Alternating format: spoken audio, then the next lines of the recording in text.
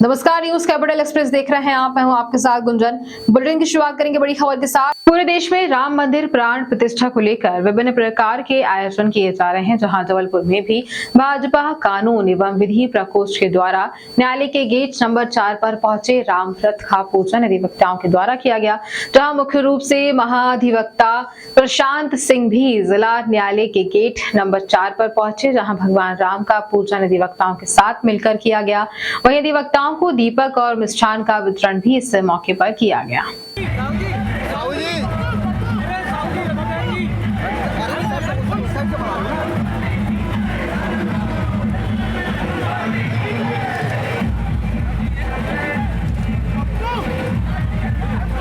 अरे सामने देखे भैया, थोड़ा पीछे हो जा।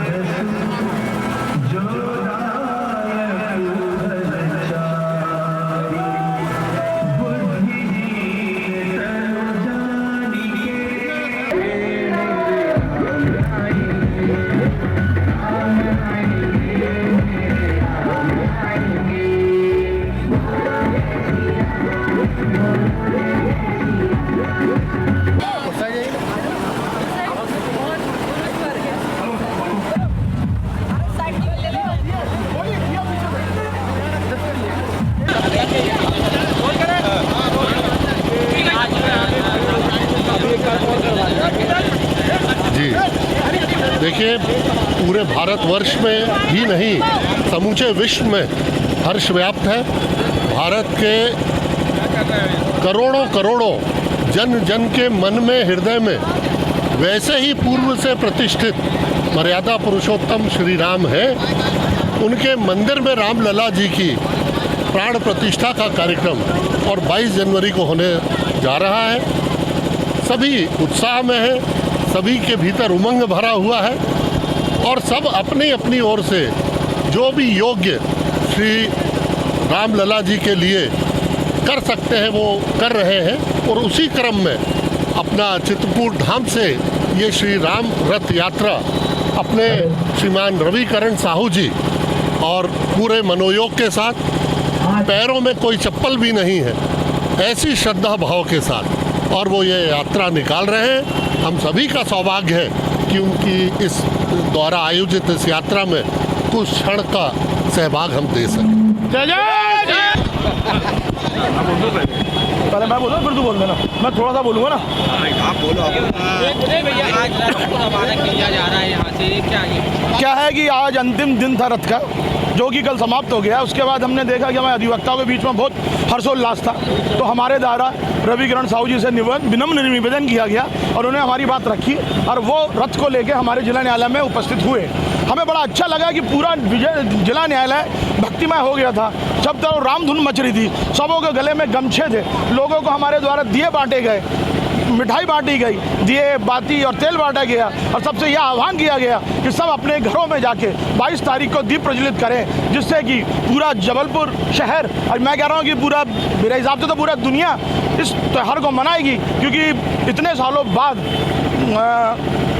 अयोध्या में प्राण प्रतिष्ठा हो रही है। तो उसी संबंध में आज हमारे द्वारा जिला न्यायालय में कार्यक्रम किया गया और इतना अच्छा लगा कि सभी अधिवक्ता गणों का उसमें बहुत रूप से हर चढ़ के सबने हिस्सा लिया और जय जय मोदी राज राम राज आतंकवाद पर निर्णायक प्रहार, देश विरोधी गतिविधियां बर्दाश्त नहीं की जाएंगी।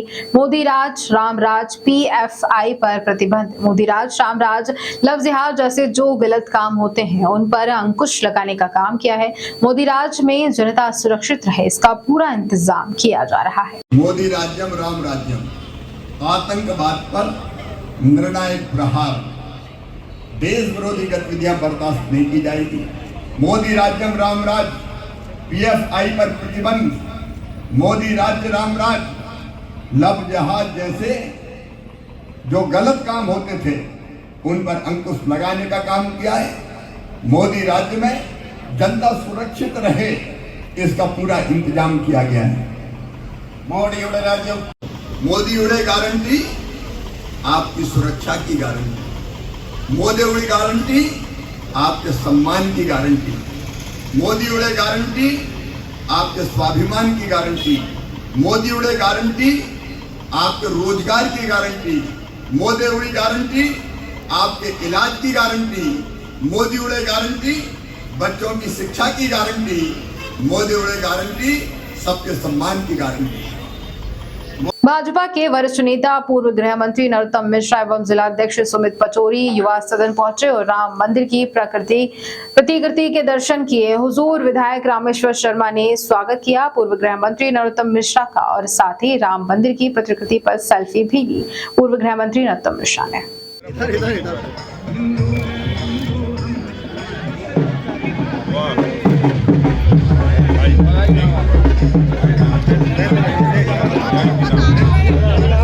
दोनों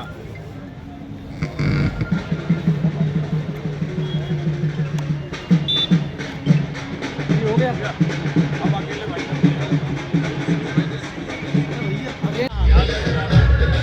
सर आप लोग मोबाइल से करने के लिए आते इतना करना आपको करना।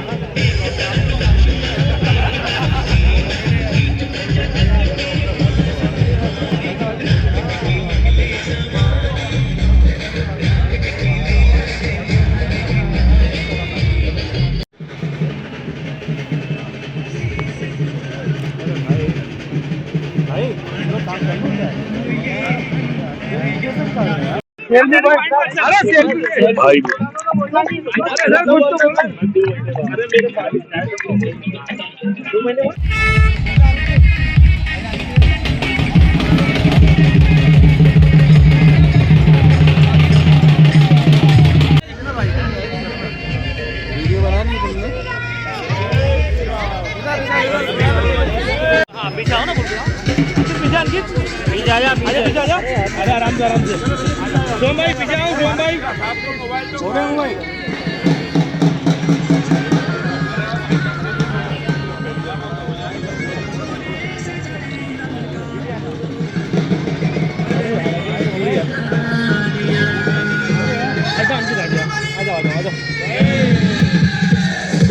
अंकित पीछे आओ। अरे मोबाइल पीछे कर दो यार।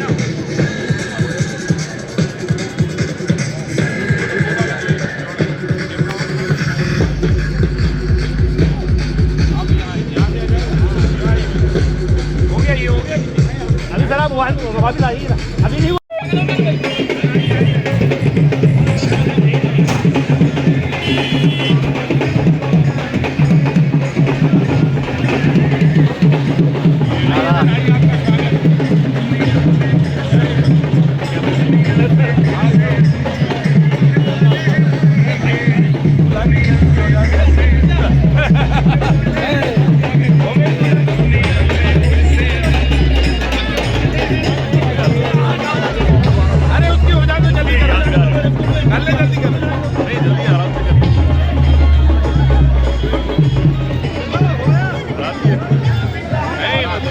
माता पूजन चल रही तो बोल रही है कि निकली बोल मैं सेल्फी कर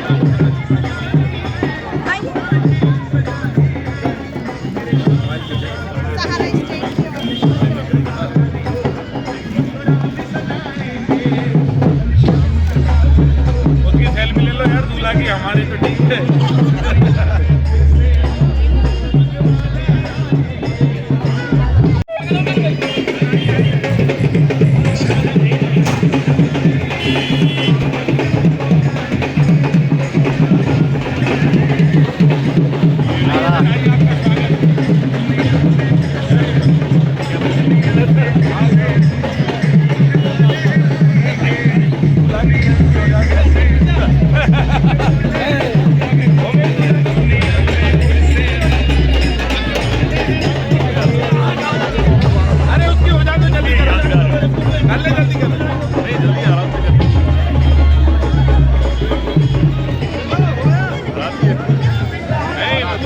माता पूजन चल रही तो बोल रही है कि निकली बोल मैं सेल्फी कर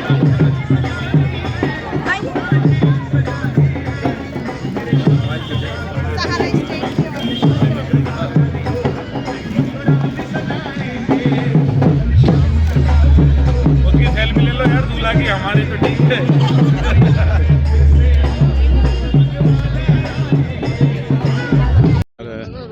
पूरे ही घुमा दिया है। हाँ क्या है? आज राम मंदिर की प्रतिकृति देखने पूर्व गृह मंत्री आए थे। देखिए, ये कल से सिलसिला लगातार जारी है। भगवान राम का भव्य और दिव्य मंदिर जो अयोध्या में बन रहा है, उसकी छोटी कृति बनाने की हमने प्रयास किया है और शहर भर के नागरिक, मंत्रीगण, विधायकगण सब लगातार आ रहे हैं। आज पूर्व गृह मंत्री आदरणीय नरोत्तम जी आए हैं, उनने भी यहाँ पर भगवान राम के कृति का दर्शन किया और अपनी सेल्फी यहाँ पर ली। प्रदेश के कई जिले शीतलहर की चपेट में है। भोपाल का मौसम भी बदल गया है, टेम्परेचर में कमी आ गई है। अभी टेम्परेचर और कम होने की संभावना है। ओवरऑल मध्य प्रदेश में इस साइड में कुछ नहीं ना, छोड़ दीजिए। वेस्ट में वेस्ट में इस साइड में कुछ नहीं है, ठीक है, आप दे दीजिए।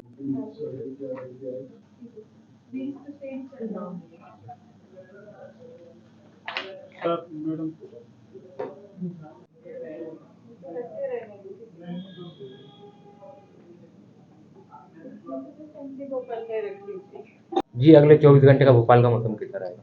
भोपाल में अभी टेम्परेचर जो है, जैसे कि कल से आज टेम्परेचर कम हो गया है। कल जितना था 10.6, तो आज तो 9.4 हो गया और अगले 24 घंटे में और भी टेम्परेचर कम होने की संभावना है कि 9 के आसपास भी जा सकता है। ओवरऑल एमपी में तो काफ़ी ठंडा हो रहा है। जैसे गुना है 3.4 हो गया, सागर 3.7 हो गया, खजुराहो 4.0 हो गया। टेम्परेचर काफ़ी कम जा रहे हैं यहाँ पे। कहीं कहीं पे जो है शीतलहर है, गुना, दतिया, खजुराहो और नौगांव, सागर। और शीतल दिन है खजुराहो और नौगांव, दतिया, ग्वालियर। और तीव्र शीतल दिन है ये, और शीतल दिन सतना और टीकमगढ़ है। मध्य प्रदेश के इतिहास में अब तक की सबसे बड़ी जब्ती चरस की। लगातार क्राइम ब्रांच के अवैध मादक पदार्थ तस्करों पर कार्रवाई जारी है। नेपाल से तस्करी होकर आ रही चरस भोपाल क्राइम ब्रांच ने पकड़ी है। चरस तस्करी में शामिल 2 पुरुषों को भी गिरफ्तार किया गया है। आरोपियों से जब्त की 36.18 किलोग्राम चरस, जिसकी कुल अंतरराष्ट्रीय कीमत लगभग 12 करोड़ 50 लाख रुपए बताई जा रही है। चरस तस्करी में शामिल 2 अंतरराज्यीय आरोपियों को भी गिरफ्तार कर लिया गया है।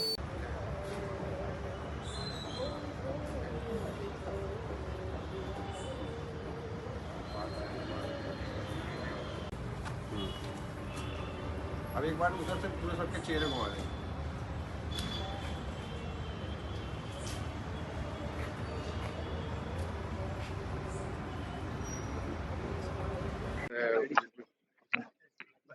क्राइम ब्रांच को खासतौर पे अभी क्राइम ब्रांच ने डीसीपी क्राइम के नेतृत्व में एक बड़ी सफलता अर्जित की है और इसमें मुख्य तौर पे चरस के 36 केजी से ज्यादा एक ड्रग्स के एक बड़ी खेप को पकड़ा गया है, जो 12 करोड़ 50 लाख रुपए के अंतर्राष्ट्रीय मूल्य का है। ये पुलिस की पिछले दिनों जो ऑपरेशन अंकुश और ड्रग्स के खिलाफ जो बड़ी मुहिम चल रही थी, उस दिशा में एक बड़ी सफलता है, जिसमें एक बड़े आपराधिक गैंग को, एक ऑर्गेनाइज्ड गैंग को पुलिस ने पकड़ा है। पुलिस के इसके जो स्थानीय कड़ियां हैं, जो स्थानीय सूत्र हैं, पुलिस उनकी जानकारियां निकाल रही है, उनको जोड़ करके इसमें और बड़ी कार्रवाई की तैयारी कर रही है। वहाँ से ड्रग्स मंगाएंगे नेपाल अंतर्राष्ट्रीय बॉर्डर से। इसके जो संपर्क सूत्र हैं वो नेपाल से हैं और बाकी जगहों से भी जो जुड़े हुए हैं। पुलिस उन सूत्रों से लेकर के जो स्थानीय यहाँ पर जो इनके संबंध है, दोनों तक पहुंचने की कोशिश कर रही है। खरीदार कौन है इसको लेकर? इसमें कुछ लोगों के नाम सामने आए हैं, लेकिन अभी नामों का खुलासा पुलिस उनके पकड़े जाने के बाद करेगी। 22 तारीख की राम मंदिर भव्य उद्घाटन समारोह के उपलक्ष्य में सुंदरकांड एवं भंडारा दिनांक 22 जनवरी 2024 सोमवार प्रातः 10 बजे से प्रभु इच्छा तक। आयोजक शीला एड मेकर्स 139 मालवीय नगर भोपाल। अजय अग्रवाल, बबलू।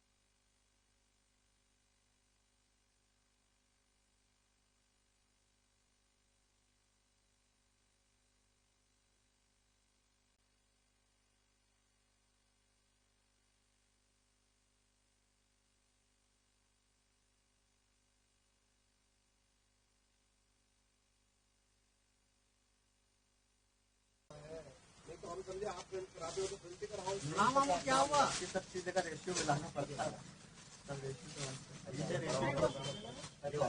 अच्छा वो उसका वो मालवा वाले का वो भी मथुरा सही है।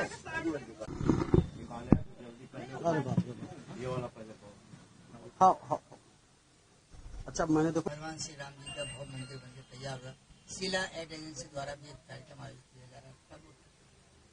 क्योंकि सबको पता है कि 500 साल बाद अयोध्या में वापस श्री राम मंदिर का निर्माण हुआ है और 22 तारीख को प्राण प्रतिष्ठा कार्यक्रम है, तो सभी का योगदान बनता है। उसमें हम भी चाह रहे हैं कि कुछ उत्साह करें, तो इसलिए यहाँ अपने यहाँ दुकान पर मैंने सुंदरकांड का पाठ रखा है और भंडारे का कार्यक्रम रखा हुआ है।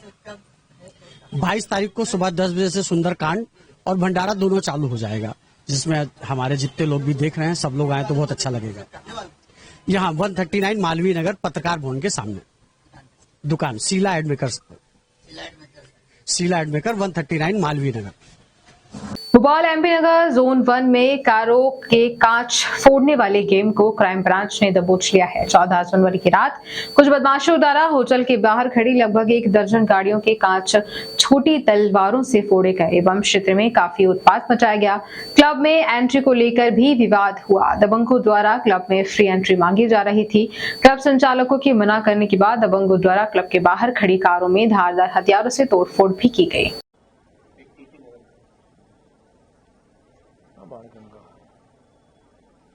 कहानी क्या थी, क्यों करा था इन्होंने? उसी दिन ये दिन में गए थे और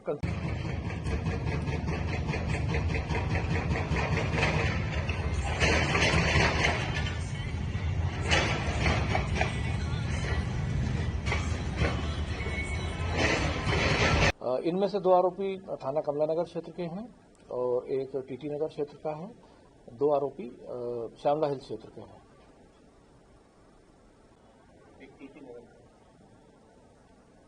बाणगंगा कहानी क्या थी, क्यों करा था इन्होंने? उसी दिन ये दिन में गए थे और कंसेशन या एंट्री की बात को लेकर इनका विवाद हुआ। इनमें से 2 आरोपियों के पुराने रिकॉर्ड निकले हैं और वो साधारण मारपीट के रिकॉर्ड हैं।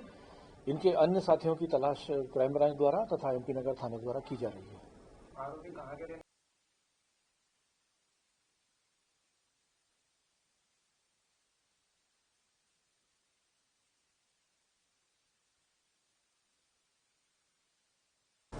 सर 14 तारीख को एमपी नगर क्षेत्र में हुई तोड़फोड़ के आरोपी पुलिस द्वारा पकड़े गए, क्या मामला है, कौन है? जी हाँ, विगत 14 तारीख को डीबी मॉल एमपी नगर में लेमन ट्री हमने 4 से 8 लोगों द्वारा तोड़फोड़ करके वाहनों में और तलवारबाजी का भी प्रदर्शन किया गया था।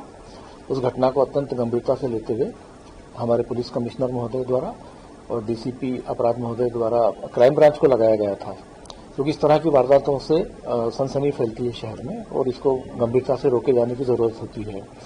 हमारी क्राइम ब्रांच की उसमें 3 टीमें लगी थी, जिनके द्वारा कम से कम 280 के लगभग सीसीटीवी कैमरेज जो है उनकी 3-4 दिन तक लगातार कड़ी मेहनत मशक्कत करके उनकी छानबीन की गई और उसके आधार पर तथा गुप्त मुखबिर की सूचना के आधार पर 4 आरोपी जो इस घटना में लिप्त थे उनको गिरफ्तार करने में तथा उनके द्वारा इस घटना को घटित करने में जो तलवारों का उपयोग किया है वो तलवारें और उनके द्वारा घटना में प्रयुक्त किए गए वाहनों को जब्त करने में सफलता प्राप्त की गई है।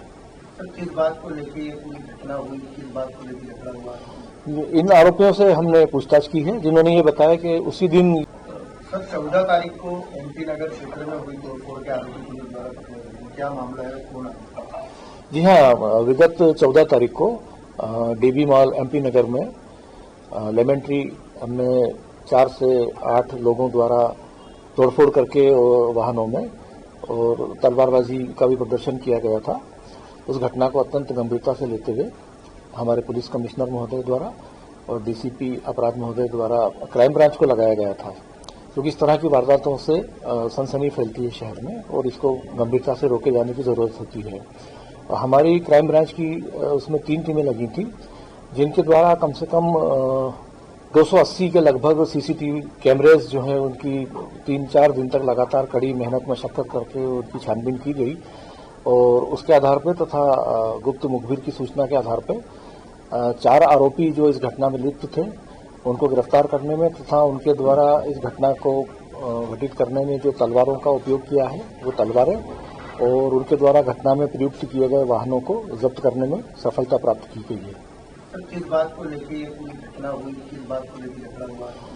इन आरोपियों से हमने पूछताछ की है जिन्होंने ये बताया कि उसी दिन जबलपुर में किसानों के साथ धोखाधड़ी कर गलत तरीके से उनकी धान को गोदाम में रखने के मामले में जबलपुर पुलिस ने वेयर हाउस संचालकों के खिलाफ कार्रवाई करना शुरू कर दिया है।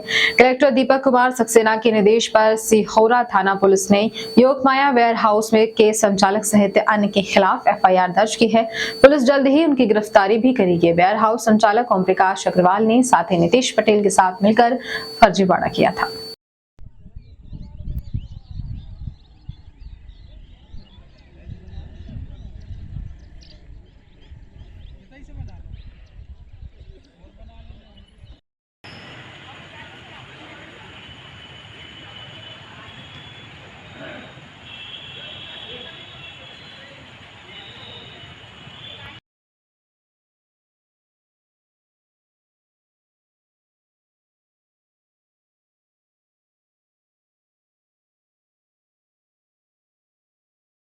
मिलिट्री भर्ती हो जाओ तो वो हो इधर से बाही बन जाओ तो इनकी गुलामी करो, बस इतना ही किसान के लड़का। कौन विभाग ठीक है, खादी के ट्रेनिंग में रहे अरे वो नहीं बोल, वो तुम बोल रहे हैं तैयार है, टीम तैयार है, सर्वेयर वो सर्वेयर है। कुछ वेयर हाउसों पर मामला दर्ज हुआ, क्या ये पूरा मामला?